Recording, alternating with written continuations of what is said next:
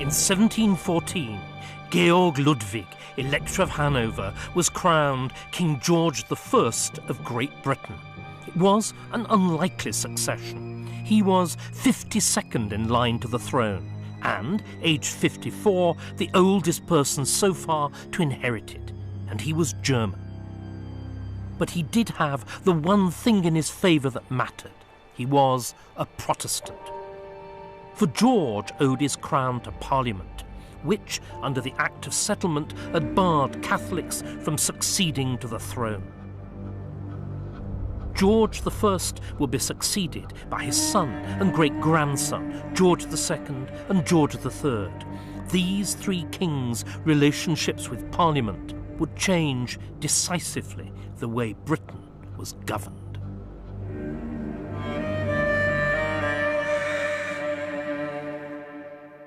Britain in the 18th century witnessed a major political development, the rise of a second parallel monarchy, the premiership. It was leaders of this new kind who created the First British Empire and the old monarchy which presided over the loss of it. The holders of this new position of Prime Minister, as it became known, increasingly took control of the running of the country from the king and began to establish the pattern of modern government we know today.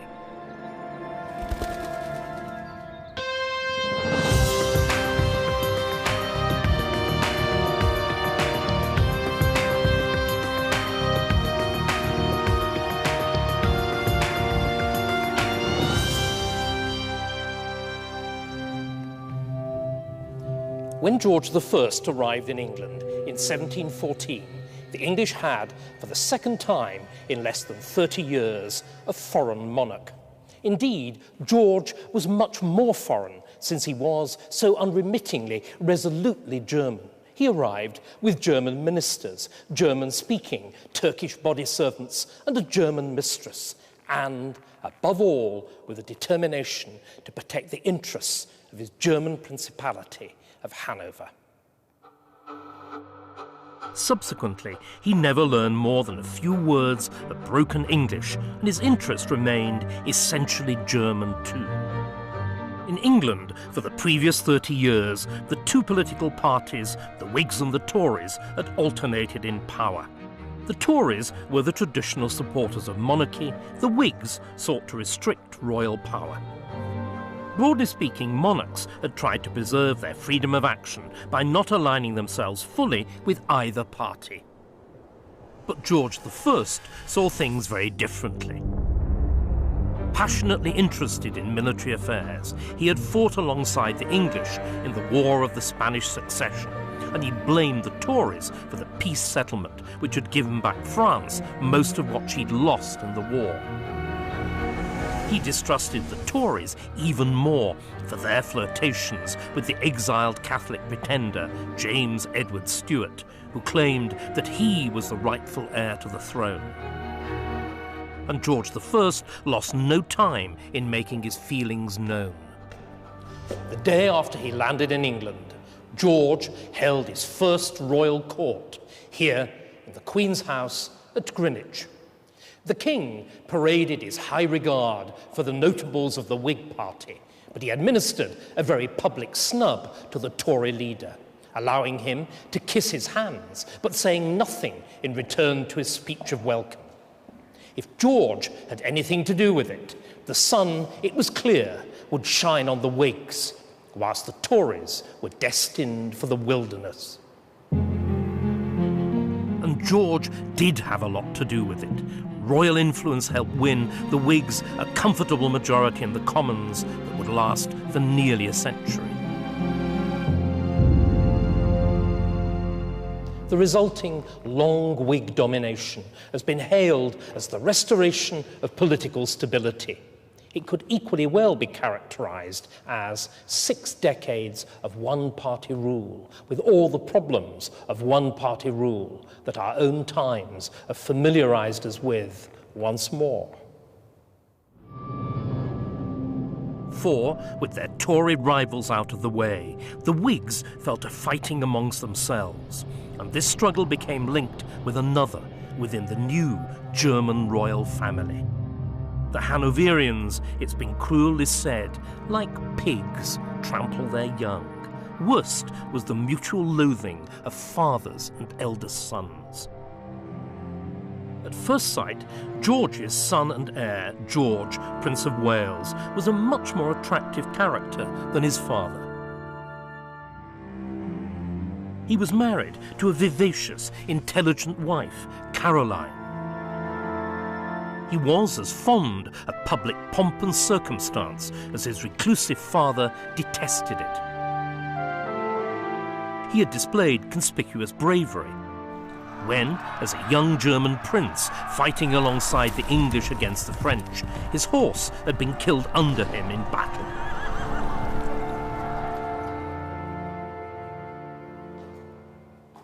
He spoke voluble, if heavily accented, English, and he'd thoroughly familiarised himself with English affairs. Indeed, George played the English card shamelessly, proclaiming rather unconvincingly, "I have not one drop of blood in my veins that is not English." Tensions between father and son came to a head in 1716 when the king, who'd been pining for Germany, returned to Hanover for a 6-month visit. Custom dictated that the prince should have been left as regent. Instead, an obscure precedent was dug out from the Middle Ages, and he was created guardian and lieutenant of the realm, with severely restricted powers.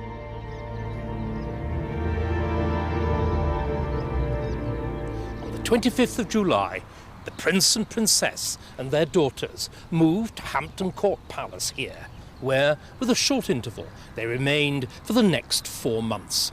The prince, despite the limitations on his powers, was the figurehead of government, and he and Caroline determined to exploit the fact for all that it was worth.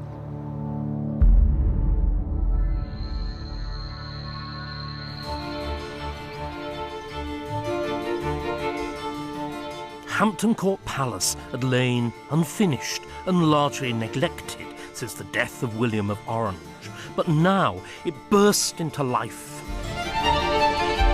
As Prince George and Princess Caroline moved into these state apartments, which had been specially refurbished for them, and kept the kind of splendid, open court which England had not seen since the days of Charles II.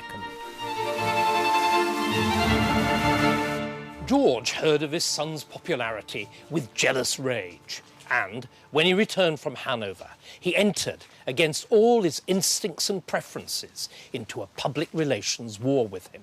So, in the following summer of 1717, the king too took up residence here at Hampton Court, alongside the prince and princess.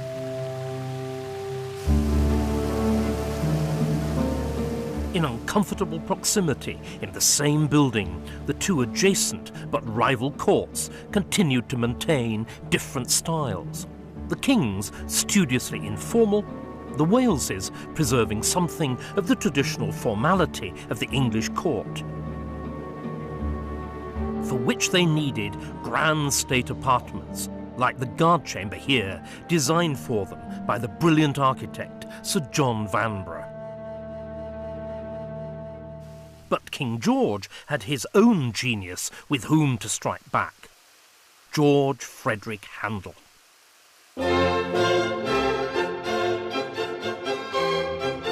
On the 17th of July, 1717, just before his departure for Hampton Court, the King bade farewell to the capital in fine style with a grand water party to and from Chelsea. Accompanying the royal party was a barge with a large band of 50 musicians who played the music that Handel had composed for the occasion. The king liked it so much that he had it played over 3 times in going and returning, and no wonder, for it was Handel's water music. Let the Prince of Wales try to beat that.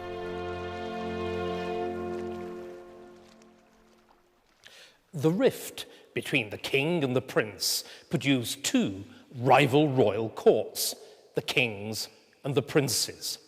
Those out of favour with the king gathered round the prince, and it was from the prince's faction of the Whig party that there emerged the man who would redefine the relationship between the king and his ministers, and in so doing create the role of Prime Minister itself.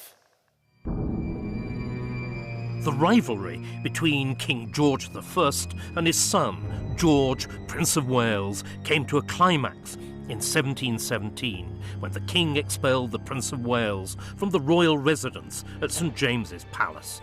The prince decamped to Leicester Square, where his house became a rival, opposing court.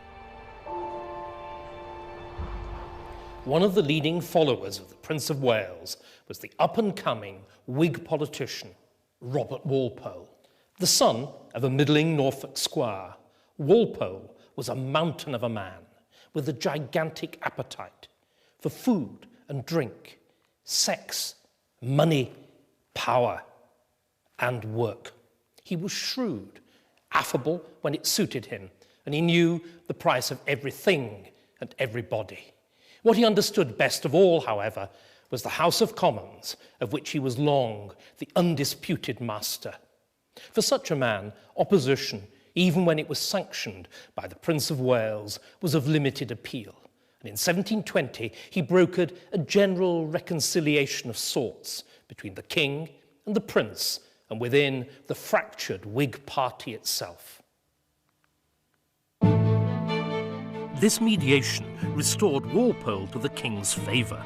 But what propelled him to undisputed power was his handling of the great financial crisis known as the South Sea Bubble. Aptly named, as it signalled the arrival of the boom and bust economy.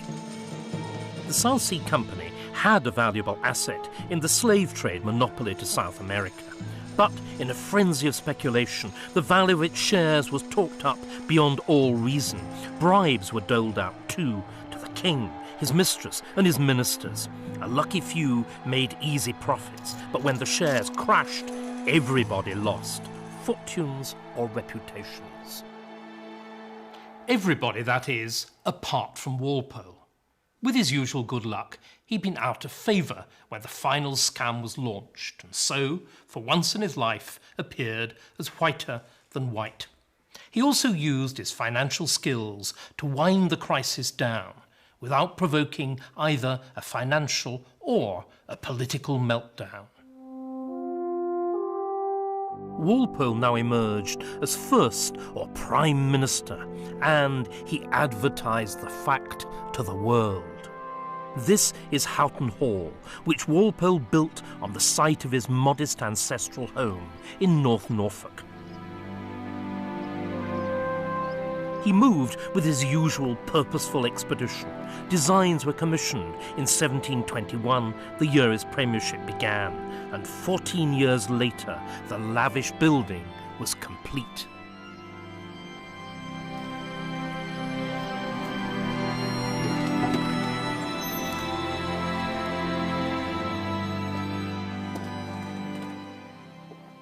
For the great man, as Walpole soon became known, nothing but the best would do.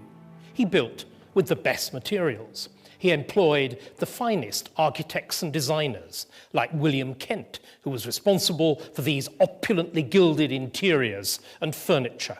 And he embellished the house with what was then the biggest and the best collection of pictures in England. The result was perfection. According to one contemporary connoisseur, it was the greatest house in the world for its size, and a pattern for all great houses that may hereafter be built.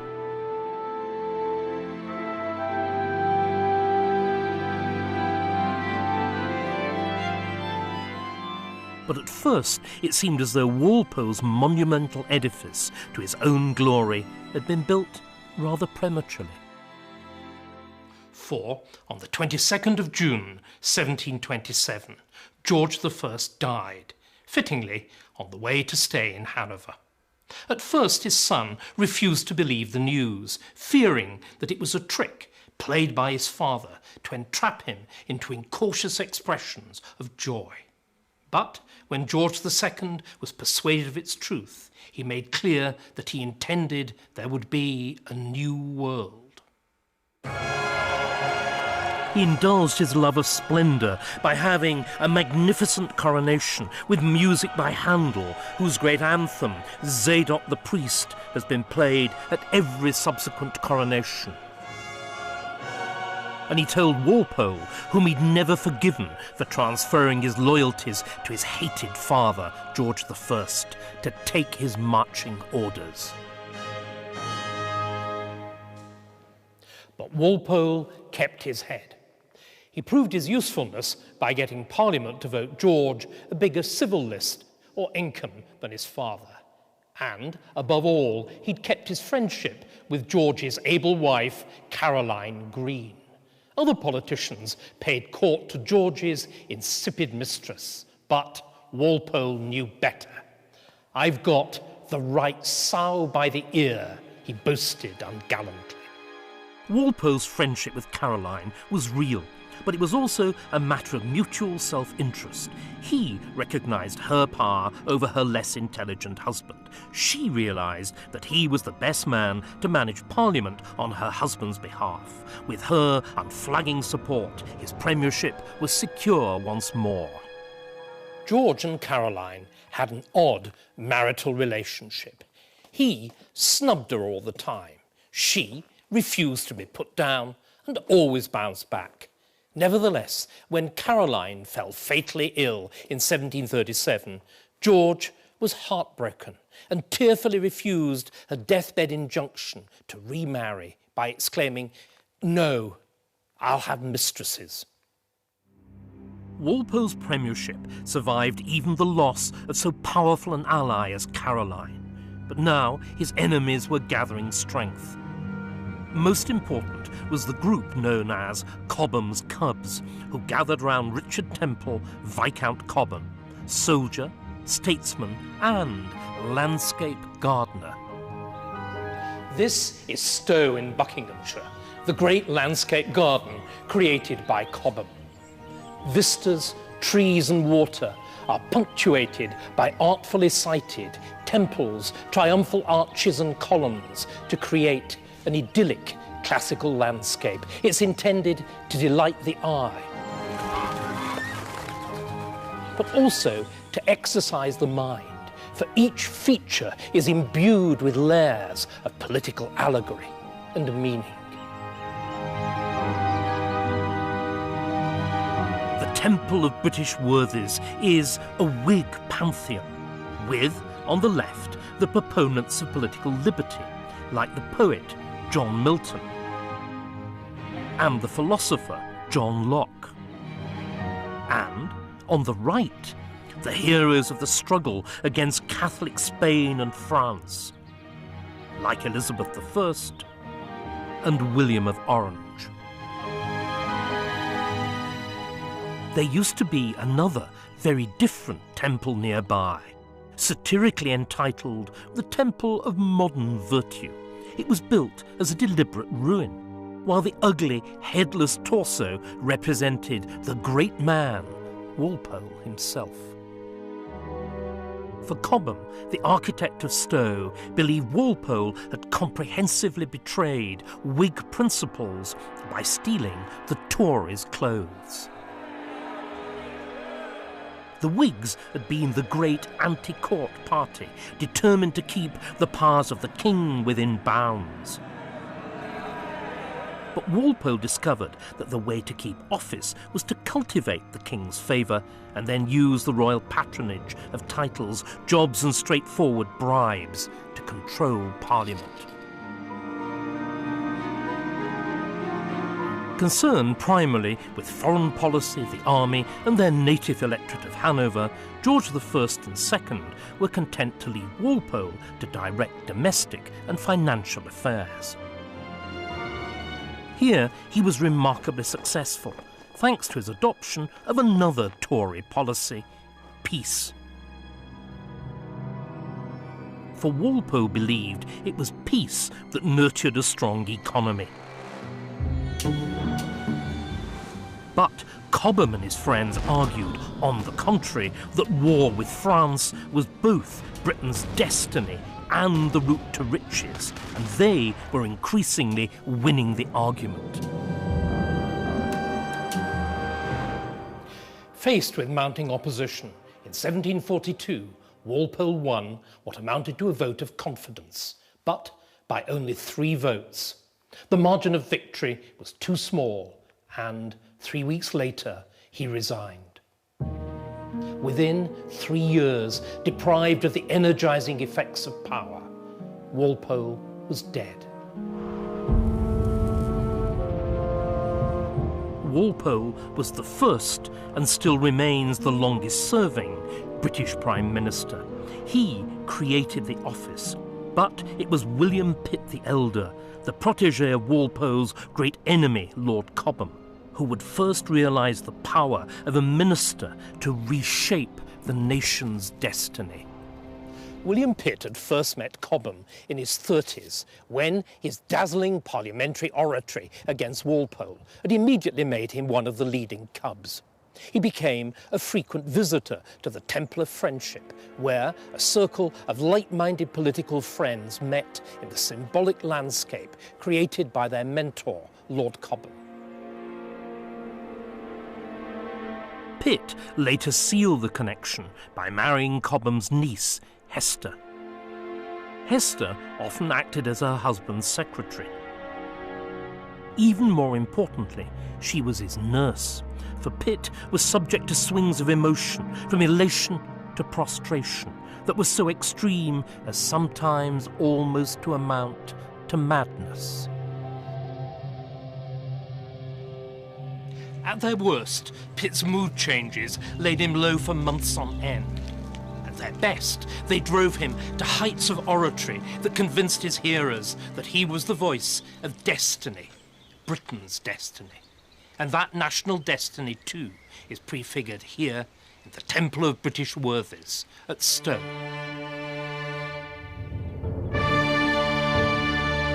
Here is King Alfred, honoured as founder of the English Navy. Sir Francis Drake, who first sailed round the globe in an expedition of magnificent, insolent plundering of the riches of the Spanish Empire. Sir Walter Raleigh, Drake's younger contemporary, who first projected an English colonial empire in America. And finally, the Elizabethan merchant prince, Sir Thomas Gresham, who stabilised the coinage and founded the Royal Exchange. Pitt, himself the grandson of a merchant robber baron come empire builder, took these ideas and made them his own. The result can be boiled down to 3 axioms: that the proper field of British endeavour was worldwide and overseas, not continental and European; that the navy and not the army was the right instrument to advance British power, and that overseas trade was the means to the wealth and hence to the power of the British nation. All this was guaranteed to set Pitt on a collision course with George II. For the king regarded the army as his own peculiar pride and joy. He'd even, at the ripe age of almost 60, become the last British monarch to lead his troops personally into battle in a victory over the French. He was also as devoted to his native Hanover as his father, and, like him, regarded foreign policy as his personal prerogative. This was bad enough, but what made matters worse was the characteristically exalted violence of language with which Pitt distinguished his position from that of the king and his ministers. This great, this powerful, this formidable kingdom, he protested in the Commons, is considered only as a province to a despicable electorate. Such language was unforgivable, and George was a good hater with an excellent memory for slights. The result was that Pitt, in the mid-1740s, spent a decade in a kind of limbo. He was too dangerous to be left out of government, but was powerless within it through the royal veto. His public quarrel with the irascible King George II had left the brilliant but unpredictable minister William Pitt in the political shade for a decade.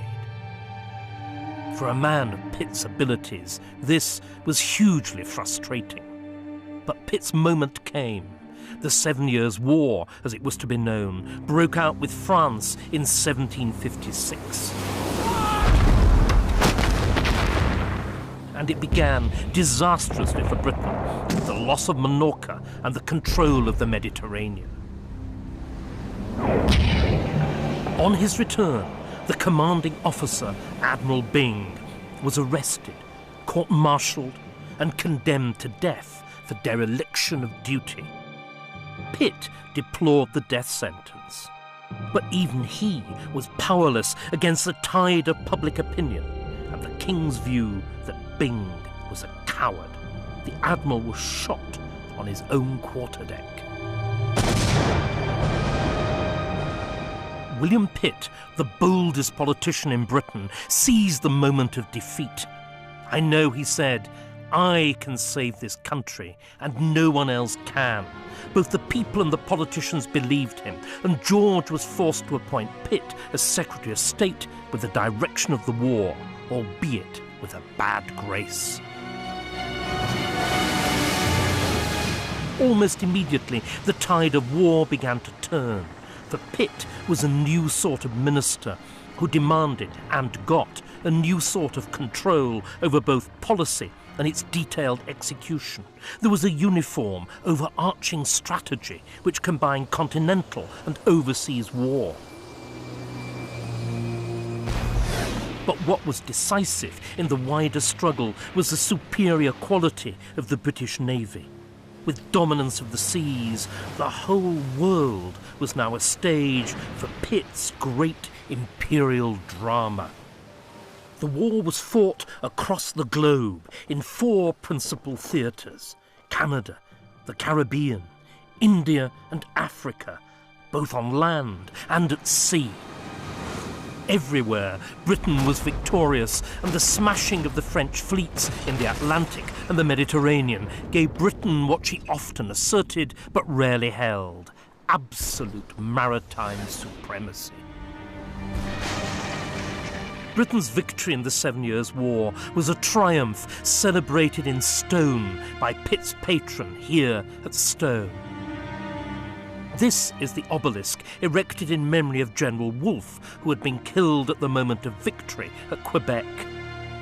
And here is the Temple of Concord and Victory, whose pediment celebrates an enthroned Britannia receiving tribute from the rest of the world.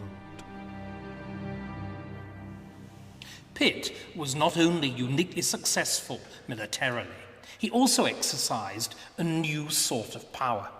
He'd been called to office, he asserted, by his sovereign, which was conventional, and by the voice of the people, which was not. Pitt translated his war aims into bold and vivid language which had a resonance in the country beyond Parliament, and he used the newly developing popular press to marshal public opinion behind him, just as would another great populist war leader.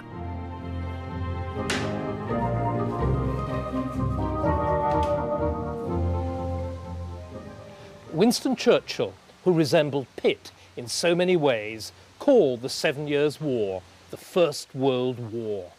When it began, Britain was only one of 4 leading European powers. When it ended, she was all-powerful, mistress of a world empire and ruler of the seas. But George wasn't there to see it, and Pitt wasn't in office either.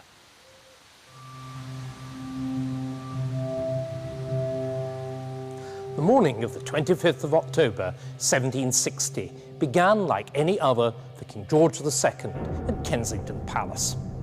The king rose early, drank his chocolate, and retired to relieve himself on his close stool or portable lavatory. But there, without a moment's warning or a day's illness, he died at about 7:30 a.m. The gruff 76-year-old was succeeded by his grandson, the fresh-faced George III, aged 22. The young King George III had been a late developer, sulky, idle, and apparently rather dim at first. He'd been transformed in his late teens by a sympathetic mentor into a paragon of hard work and self-discipline. Above all, unlike his two predecessors, he was English through and through by birth and inclination, and he embraced his duty as a patriotic British king. The clash with the great War Minister William Pitt, who saw himself as having something of a monopoly on patriotism, came within hours.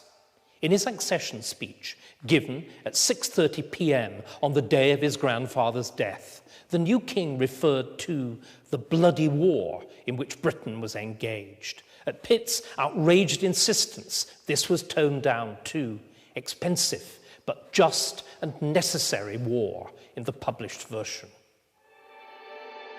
The row over adjectives showed that the minister and the king took a very different view of the war. Unwilling to compromise, it wasn't long before Pitt had resigned from government. With the departure of the great war minister, peace was soon made with France, and, despite some concessions to French pride, it brought the 7 Years' War to a triumphant conclusion for Britain. With the French expelled from North America, Great Britain and King George III were masters of a global empire. But such a prize didn't come cheaply. The new empire needed protecting and administering. The cost of maintaining the American establishment alone had increased more than fourfold, and this burden fell on a British population of only 8 million.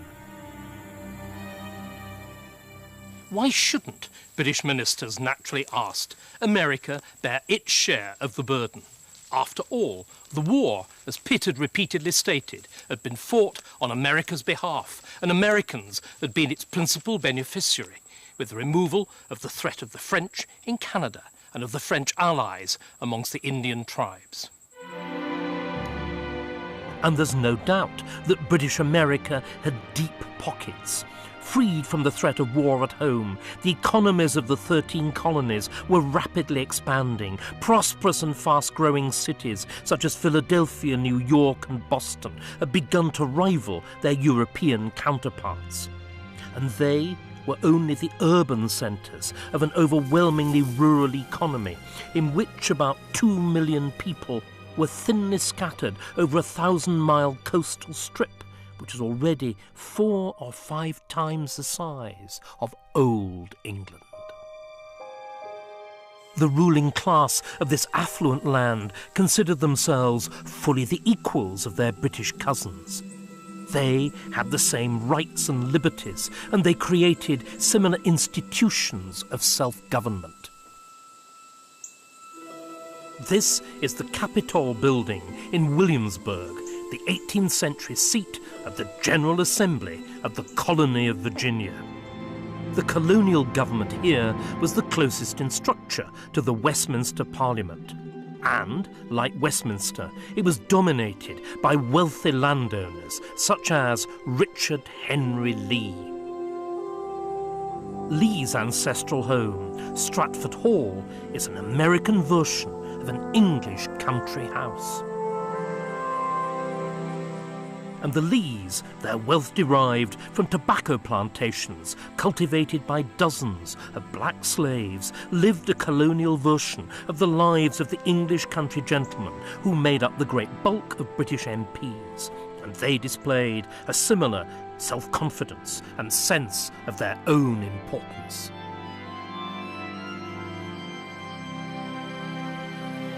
The 12th of February 1765 was a quiet day in the House of Commons, with only a minor bill to tap American wealth by imposing stamp duty on American property transactions.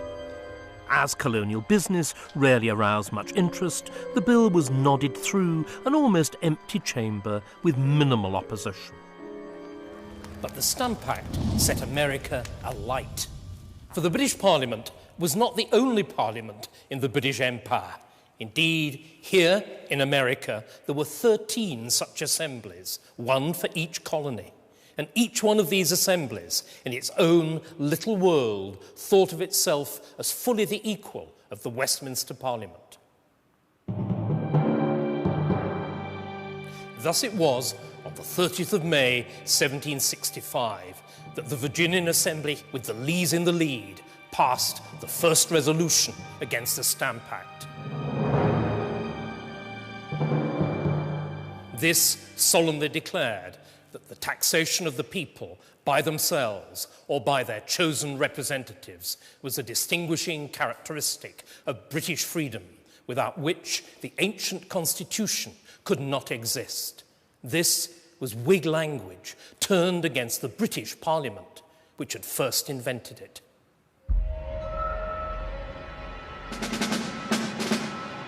Less decorously, as the date for the coming into operation of the Stamp Act approached, Richard Henry Lee organised a protest procession featuring his own slaves in costume and the mock hanging of the collector of stamp duties.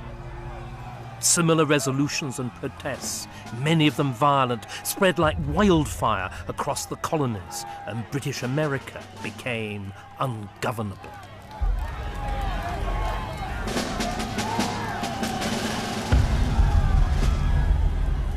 The British made a final attempt at economic and military coercion. But instead of being cowed, the Americans in 1774 summoned the First Continental Congress here at the Carpenters' Hall in Philadelphia, with representatives from all 13 colonies to coordinate their efforts against the coercive British measures. In response to American resistance, King George III threw his weight behind the British Parliament, supporting its determination to impose its will on the rebellious colonies. Indeed, the king, now served by a weak prime minister, increasingly emerged as the figurehead of the struggle. Troops, including German regiments personally raised by the king, were dispatched, and in April 1775, the first armed clash, in which the colonials acquitted themselves surprisingly well against seasoned professional troops, took place near Boston at Lexington. The Americans took this as a declaration of war. Congress put the colonies into an immediate state of defense. They authorized a continental army of 20,000 men and appointed George Washington as Commander-in-Chief.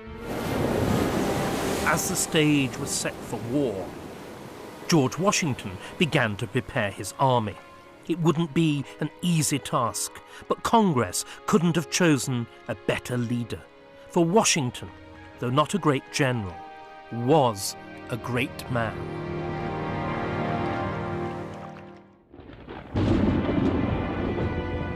As Commander-in-Chief, Washington found himself in charge of a motley crew, badly armed, badly fed and clothed, and badly paid when they were paid at all.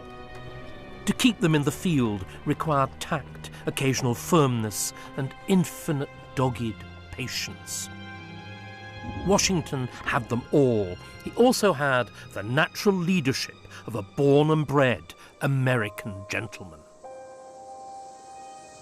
Washington was another product of the planter gentry of Virginia, where his family were neighbours of the Lees of Stratford Hall. As a landless younger son, a military career beckoned, and Washington became an officer in the Virginian militia.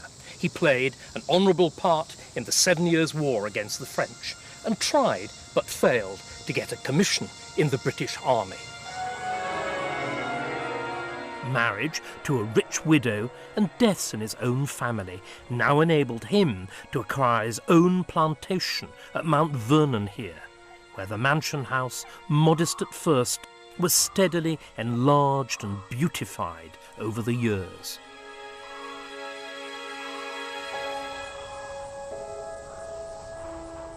But despite his newfound wealth and status, Washington never lost his interest in military affairs, and when the Congress reconvened the following year, here in Philadelphia, he turned up in uniform, using his rank of colonel in the militia. The fighting had hardened positions, and in June 1776, Richard Henry Lee of Virginia moved a resolution for independence. Thomas Jefferson, who came from the same Virginian landowning background as Lee, drafted the Declaration itself, following on from his seminal pamphlet, The Summary View of the Rights of British America. The Declaration embodies Jefferson's belief in the Whig idea that all government depends on a social contract freely entered into by the people.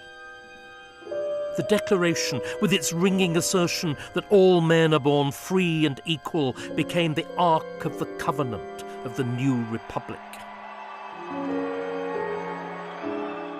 Contemporaries were more interested in its violent and highly personal repudiation of allegiance to George III as a tyrant and unfit to be the ruler of a free people. The history of the present King of Great Britain is a history of repeated injuries and usurpations, all having in direct object the establishment of an absolute tyranny over these states.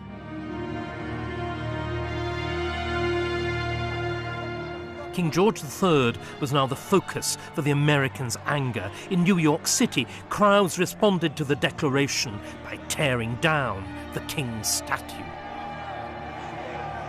But the immediate importance of the Declaration lay elsewhere, in its claim that, as independent and sovereign states, the United Colonies were entitled to contract whatever foreign alliances they pleased. And there's no doubt where their best hope of an ally lay, in their and Britain's old enemy, France. And French help was desperately needed, since, despite all Washington's efforts, the Americans barely hung on. New York and Charleston remained in British hands, and the most likely outcome seemed a stalemate. The deadlock was broken here at Yorktown, a few miles to the southeast of Williamsburg, where Lord Cornwallis, the commander-in-chief of the British Army in America, established his headquarters in 1781. Yorktown lies on a narrow peninsula between the estuaries of the James and the York rivers as they debouch into the mighty Chesapeake Bay.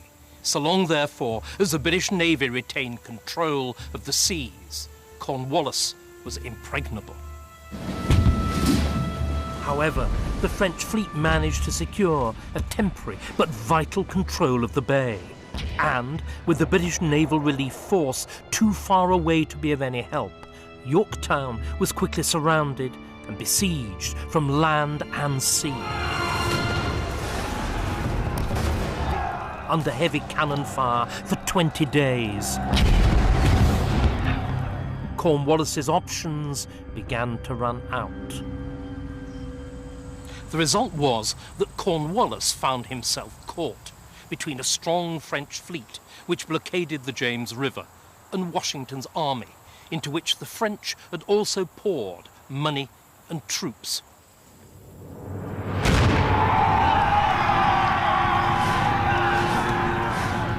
Hopelessly outnumbered by more than 2 to 1, and beyond hope of rescue, Cornwallis sent his deputy to surrender to Washington.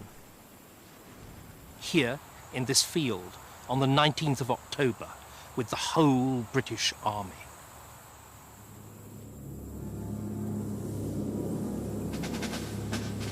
"Oh my God, it's all over," the British Prime Minister wailed when the news of Yorktown arrived. It was, though it took George III some time to realise it. Faced with the humiliating and now inevitable loss of the rebellious American colonies, which were the better half of his dominions, King George III resolved to abdicate and to withdraw to his ancestral electorate of Hanover in Germany. He even went as far as drafting his abdication address. His Majesty, with much sorrow, finds he can be of no further utility to his native country, which drives him to the painful step of quitting it forever. In consequence, His Majesty resigns the crown of Great Britain to his son and lawful successor, George, Prince of Wales, whose endeavours for the prosperity of the British Empire he hopes may prove more successful. The king drafted and redrafted his abdication address, but never actually quite did the deed. In the newly independent America, there would be no king. Instead, the offices of head of state and chief minister, held in Britain by the monarch and prime minister, were combined in one person, the president. But it is the continuities that strike. In the new American capital, Washington, the monuments, lawns, and grand sweeping vistas are the lineal descendants of the landscape gardens of stone. Similarly, it is America today which embodies, for better and for worse, the Whig ideas of freedom, power, and empire which inspired William Pitt in the reign of George III, the king who lost America. Continental statesmen confidently predicted that Britain, shorn of her American colonies, would now shrivel to a second-rank power like Sweden or Denmark. But then statesmen often get things wrong.